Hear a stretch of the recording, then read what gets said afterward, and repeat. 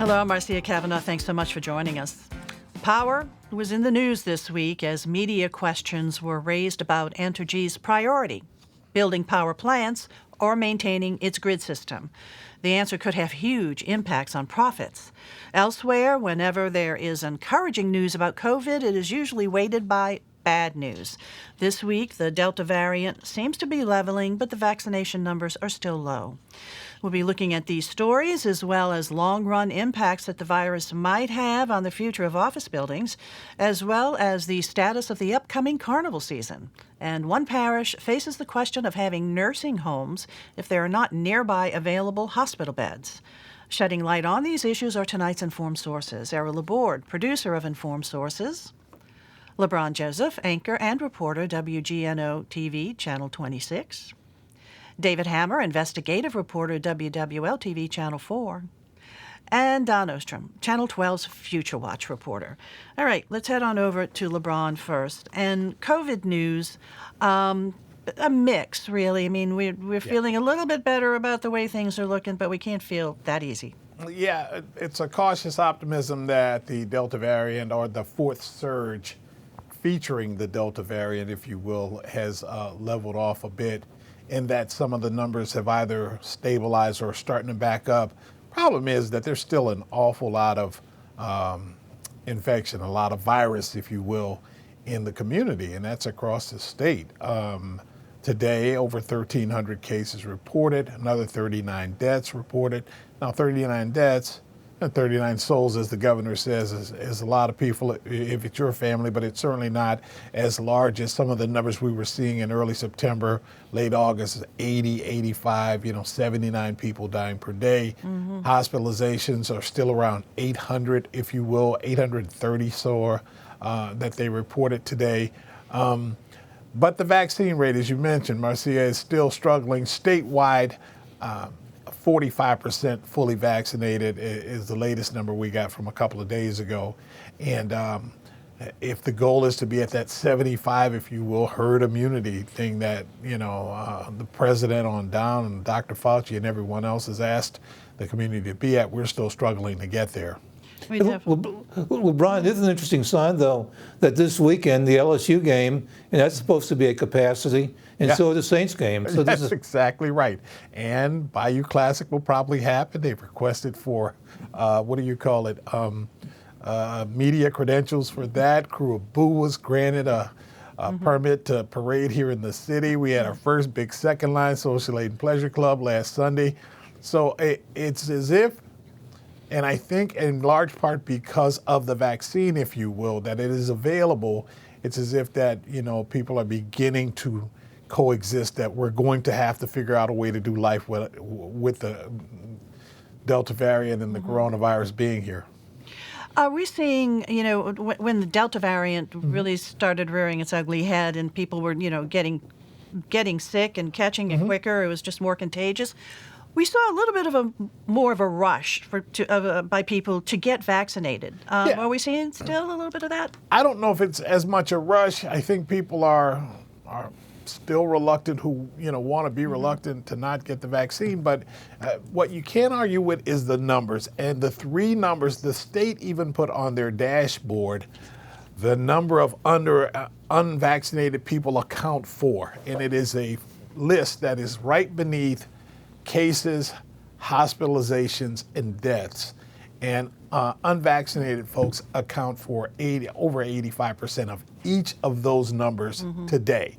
And so it's not really that you can argue, vaccinated people are catching the virus, but obviously it's not as severe just as what the science is telling us. And some people take that to heart and say, okay, well, you know what? I'm just going to go ahead and get the vaccine because obviously I got a better chance of surviving with a vaccine, even if I get this thing. But, people that are diehard and say, hey, I'm just not getting it, I don't see what's going to get them over the hill. LeBron, do we know what kind of effect Hurricane Ida and recovery from that is going to have on this, or has already had, as people get back together and try to get back to their lives after the storm? Very good question, David. And I think the biggest impact of the hurricane right now, which is one of those cautious deals that you're hearing from some local health officials, is that it impacted how much testing has been done. And in the New Orleans area, even though we've had some really good looking numbers, I think 2.9% a couple of days ago, the fact is we're not testing as much as we were prior to the hurricane. No indication on exactly what the impacts of that will be right now, because of course that's a week or 2 or 3 down the line in terms of whether or not more people come out of this thing with more infection or whatever. But that is the biggest impact so far, is that we're just not testing, and which is another reason that we can't really trust the data in terms of, oh, the numbers are down. I tend to believe that there's a whole lot more than 2.9% in the New Orleans area. Required vaccinations in the workplace. Hospitals. Some hospitals are requiring. Yes. Well, the two big groups, and that would be Oxnard and LCMC here locally, are doing the requirement deal. Other workplaces, not so much. You hear the stories of the very large company. It was American Airlines or someone a couple of weeks ago requiring employees to do that. I haven't heard an awful lot of stories of local companies outside of maybe a restaurant or two here or there that are requiring people to get vaccines. I think the one thing that sort of raised a few eyebrows this week is Oxnard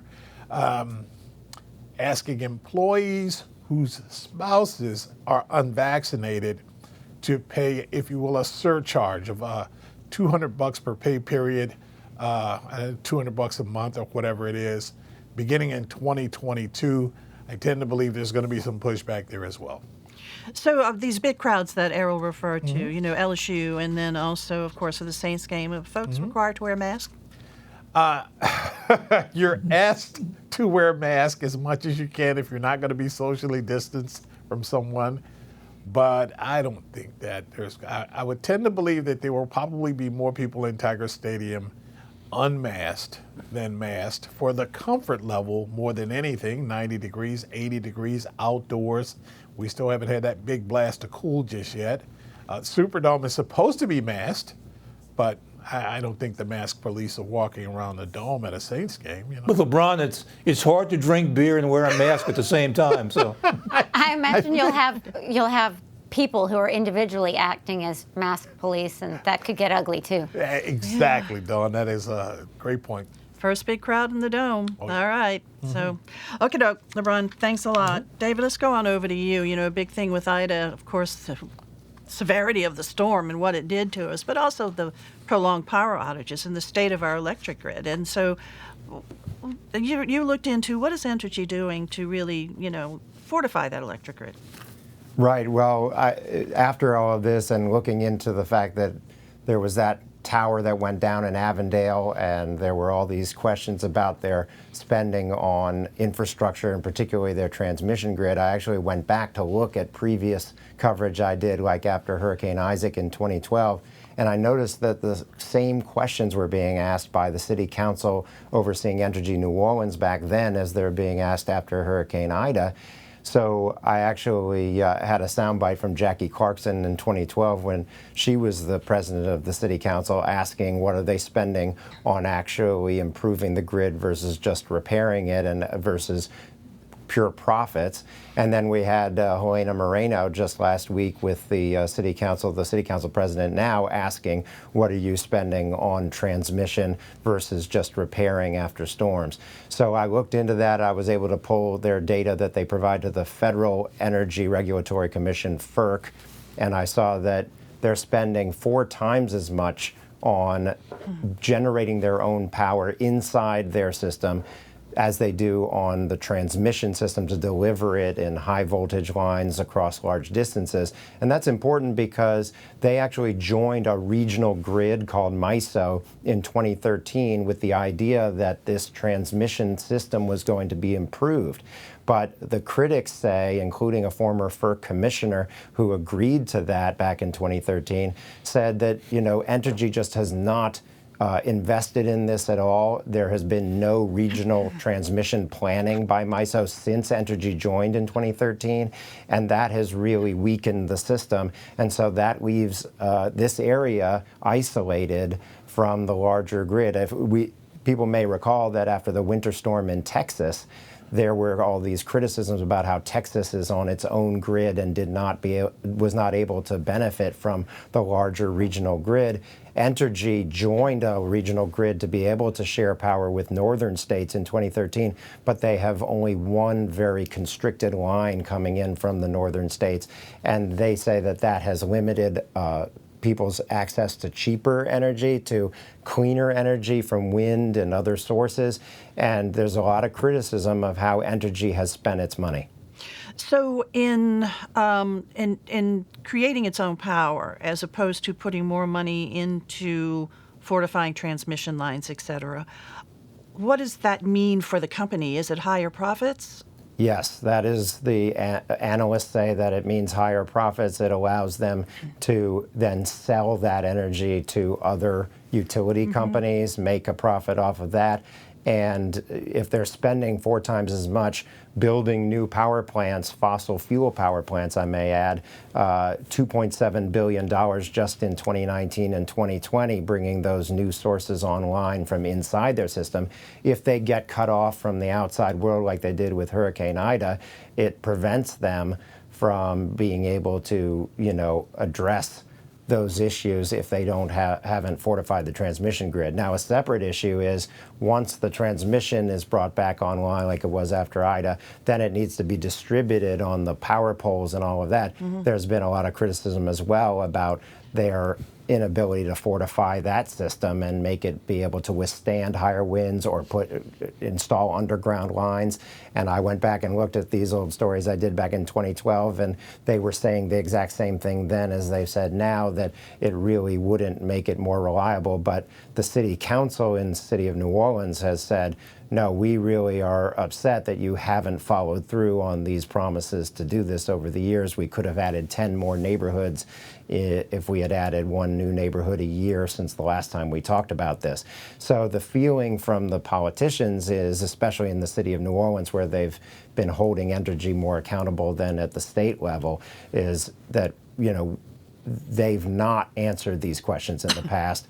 When they asked the questions at a public hearing last week, they didn't get any specific answers, and they said that those answers would be forthcoming. That's why I looked into the spending and got some of those specific numbers. And those numbers did show that Entergy did obviously they have put some money into improving or maintaining and maybe even fortifying the grid. Right. In fact, in the last year, 2020, they ended up actually doubling the amount they spent on transmission. So the question is, are they spending that on just repairing it, or are they spending it on actually fortifying it and making it a better system? We saw with that tower in Avondale that it had not been fortified. They claimed that it didn't need to be, but I saw it with my own eyes after it collapsed. It was a rusty heap.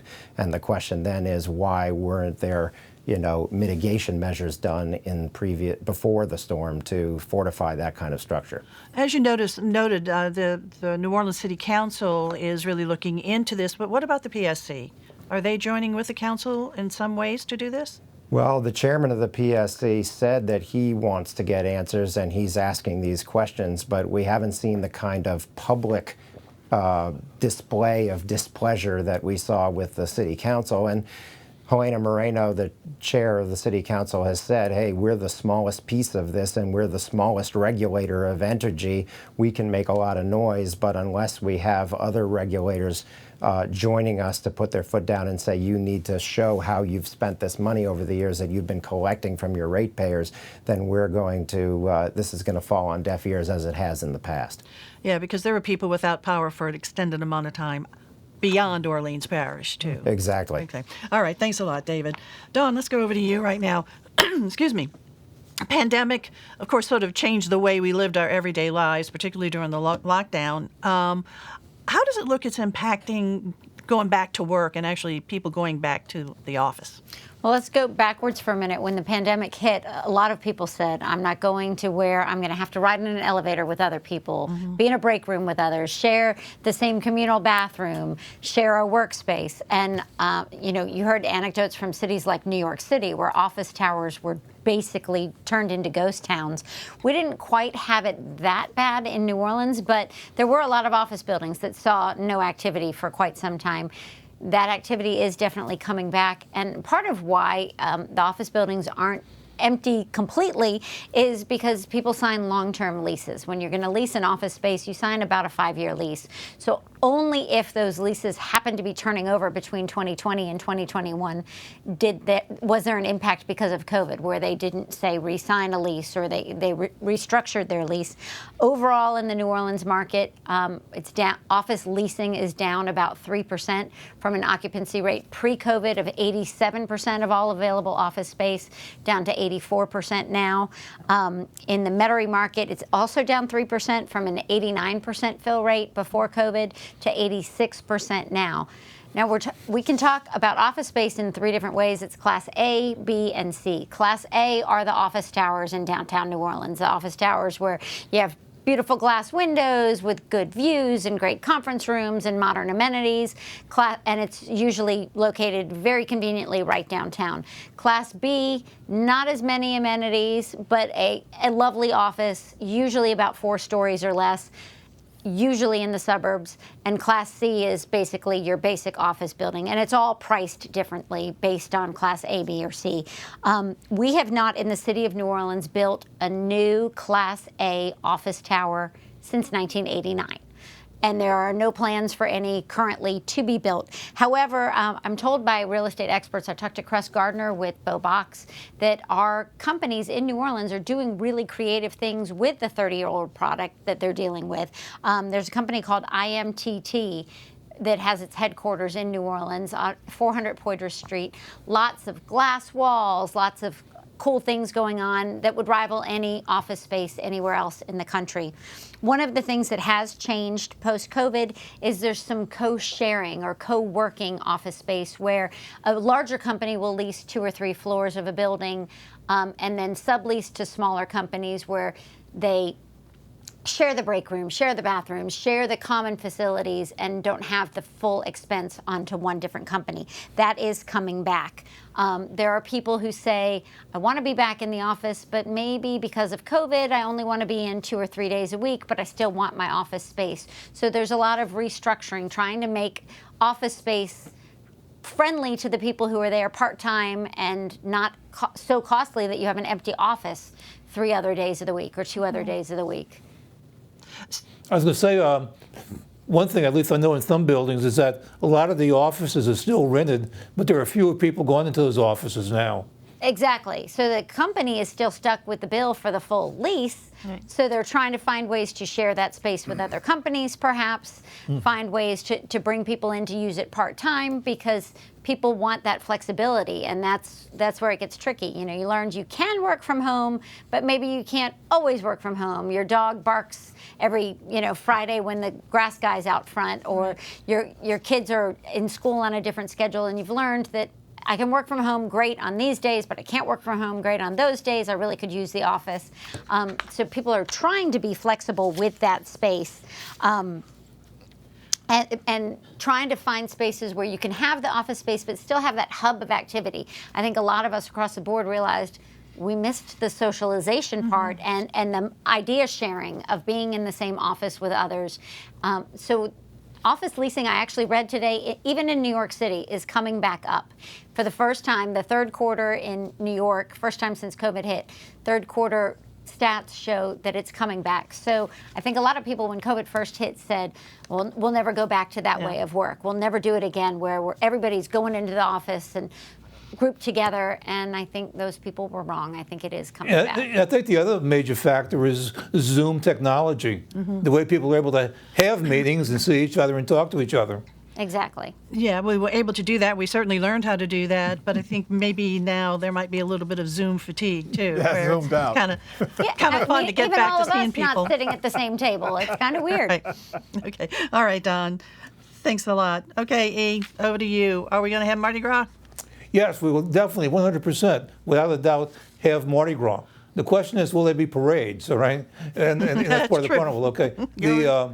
To not have Mardi Gras, we have to change the Gregorian calendar, and I don't think that's going to happen. But there were some indications this week that we might have parades. The first one is that the mayor issued a statement saying that she would be allowing the crew of Boo, which is the Thanksgiving parade, which is the parade October 23rd So that's a good indication. And even doing this, she talked about the caution in doing it, but she even said in a press release that this would be a step towards the return of parades next spring. And so she recognized that that could be it. The other thing is that another mandate saying that all float riders need to be vaccinated. So if we're at the point where we're talking about float riders being vaccinated, I guess that's a good indication that there might be float riders. There's a Mardi Gras advisory committee that's going to be meeting next week, because now that you're in October, you're at the point where you really need to hunker down. And if you're going to do parades, you really need to start pulling it together. So I don't know if anything 100% definite is going to come out of that meeting, but they're going to be meeting with the mayor's office. But I think there'll be an indication of which way it's going. And the way it's going is, I think, in favor. And also, of course, as we're talking about having football and second lines and all of that is a bit of an indication. Some people are kind of privately thankful that there's no Jazz Fest, because they say, had there been a Jazz Fest, maybe that would have been a spreader event that would have, in effect, had a bad impact on Carnival. And so we have to see. You'll never see me saying it's a good thing not to have a Jazz Fest, but it could have been a factor this year. But anyway, the indications right now are positive. So basically what you're saying is go ahead and plan what your Mardi Gras costume is going to be. I think so. And I think people, Mardi Gras is March 1st, which is fortunate because that's relatively late. So it's all the more time to get ready for things. And I think people could really be excited about it. There's a good feeling. And in a sense, I think it's to come back even richer, because all this house decorating stuff from last year, which is created because of the parades, that's not going away. I think that's going to be a new, exciting addition to Carnival that we didn't have before COVID. So that's if COVID left a gift, it'll probably be that. Well, we certainly are all ready to get our lives back with everything. All right, E, thanks a lot. David, over to you. And this is another Ida-related story. We saw just so many problems with nursing homes, and some nursing home residents are still not able to get back to where they were before. Yeah, this is in Terrebonne Parish, which is the hardest hit area, right where the eye wall came in from Hurricane Ida, straight up through Homa and Thibodaux area. And these nursing homes are not the ones that have had the problems that have been documented with that warehouse in Independence or anything. These are nursing homes that haven't had any problems, except that they've recovered and they've been ready to get back now for several weeks, and they're not allowed to bring their residents back. Their residents are just displaced around South Louisiana, as far away as Alexandria and Baton Rouge. And in one case where there's a 107-year-old woman, and her daughter is desperate to get her back and says that she's deteriorating without the stimulation of her and her other family members' visits every day right there in Homa. And the administrator of the nursing home says, we've got everything ready. I went down there, visited, and saw the nursing home. They're in great shape. They're ready to go. They've got all the power. All of the roads are open again. The water and sewer and everything is working. But the parish president, Gordon Dove, is concerned about bringing people back because the two main hospitals in the parish do not have inpatient beds available, so that if those patients would have to go to the hospital or have some kind of heart attack or whatever where they needed emergency care, they would not be able to keep them overnight. The response from the nursing homes and from the families is, well, Thibodaux General is open and has beds available and is not that far away, even though it's in another parish, in Lafourche Parish. And hey, we can send them there. There's hospitals available and ready to take people overnight in Morgan City and in New Orleans.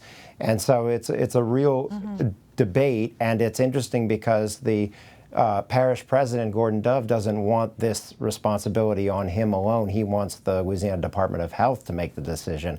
And so far, the Department of Health has not been willing to come forward and make a decision. And these families are really, really upset and concerned that they could lose their family members before these local hospitals can get their inpatient beds back online mid-November or maybe even by early December. Okay, that's what I was going to ask you. How long is that going to take? And why don't they have the beds available? Was this Ida damage? Yes, the Terrebonne General Hospital particularly took major damage. Also, Chabert Medical Center, also nearby there in Houma.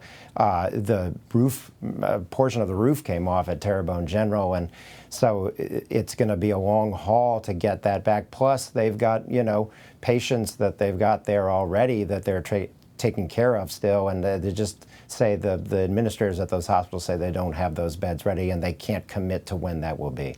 So they're going to have to wait for a while on an answer on this, it seems like. Well, but then again, it's about, will the LDH and the parish president say, you know what, having the hospital beds available nearby in Thibodaux or in Morgan City is good enough. Let's get these folks back to their homes. That's where it's going to, where's it going to move? Where's the point where they make that decision? And that's why, we want the attention to be focused on this so that some decision will be made one way or the other. All right, David, thanks a lot. All right, guys, time for other stories. E, start with you. Major feature this week in The Advocate in Channel 8 about the future of the Saints and the Pelicans, in which Gail Benson said, look, at some point, she's going to have to sell. They're in the heirs, and so she'll have to sell. But makes the point, if no time soon, but also they're going to be determined that the franchise will stay in New Orleans.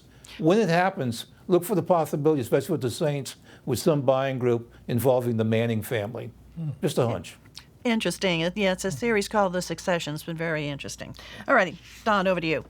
Another sign of life perhaps returning to normal. The Allstate Sugar Bowl has announced that the Crescent City Classic should be run this April 16th. So start your training for that 10K. All righty. LeBron, over to you. Starting next week on what would have been the two Jazz Fest weekends, an incredible event happening both weekends in addition, including New Orleans and Company. It's called NOLA by NOLA, kind of patterned on the South by Southwest over in Austin deal. All of our clubs coming together, music venues, in a couple of weekends full of incredible performances. Great for the musicians to get a chance to work, but also great for the audiences to be able to see all these great acts. Yeah, that is a great thing to happen. Thanks a lot, LeBron. David, over to you. Well, we got exclusive video this week. It's amazing. It's been almost 2 years since the Hard Rock Hotel collapsed, and we just got video that's rarely seen before from a different angle showing the collapse before it happened and as it happened. And I'm going to have an exclusive next week, details about that could tell us why this occurred, major design issues with the building that we're going to expose next Wednesday on Channel 4. Well, we will definitely be looking for that, and that video is really something to see. It's just heart-stopping. All right, guys, thanks a lot for being here. Thank you all for joining us, too. We'll see you again next week for Informed Sources. Have a good evening.